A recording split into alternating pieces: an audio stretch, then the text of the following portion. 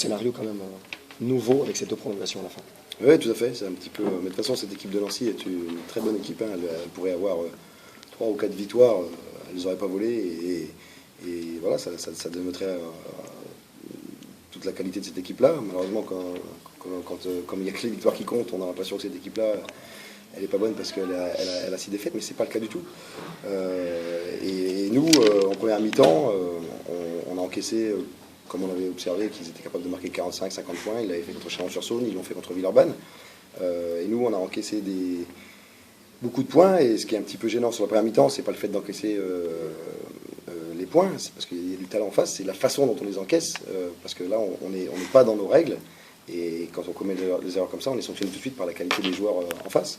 Et ça, c'est un point sur lequel il faut qu'on s'améliore, parce que de prendre des paniers, parce que les joueurs ont du talent sur face à face, ou ça on peut l'accepter, mais quand on commet des erreurs, ça non, moins déjà. Donc, et surtout qu'on constate que quand on est à peu près dans nos règles, on ne stoppe pas tout, mais on enlève déjà des points. Donc ça, c'était un peu gênant à la mi-temps.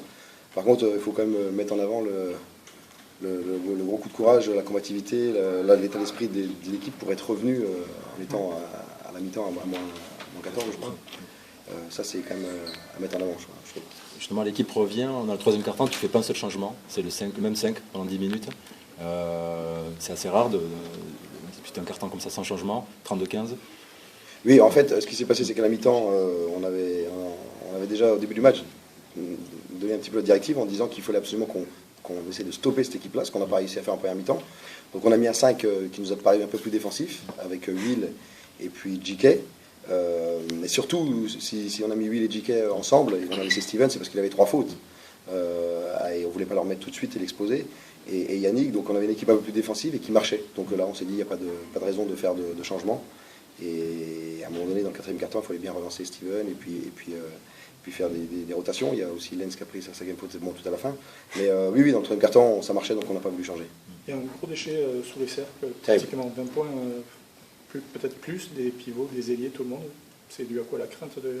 Ça je ne l'explique pas, mais je le constate comme vous. Et ça, c'était très frustrant de voir, d'avoir des lay-ups, des shoots qui semblent faciles, en dessous le cercle. Autant on a raté sur beaucoup de joueurs, sur Will, sur JK, sur Lenz, sur énormément de joueurs. On jouait pas mal en première mi-temps, on était à 3 balles perdues, si je me rappelle bien. Par contre, on avait 7 sur 17 dans le secteur intérieur, donc on était allé 17 fois à l'intérieur, ce qui n'était pas mauvais à la mi-temps, mais on avait marqué que 7 paniers, donc on avait raté 10, et 0 sur 8 à 2 points extérieurs. Donc ça, c'est terrible. Ça donne d'autant plus de possibilités à l'équipe derrière d'avoir des possessions pour marquer. Et eux, à l'inverse, si je me rappelle bien, ils avaient déjà marqué 8-3 points. 8 sur 17. Hein, c'est ça, en 3 points. Donc c'était vraiment terrible. Et c'est pour ça qu'on a pensé aussi qu'en deuxième mi-temps, en restant combatif, on pouvait revenir parce qu'il y avait des données comme ça qui étaient trop extrêmes des deux côtés. Tu as eu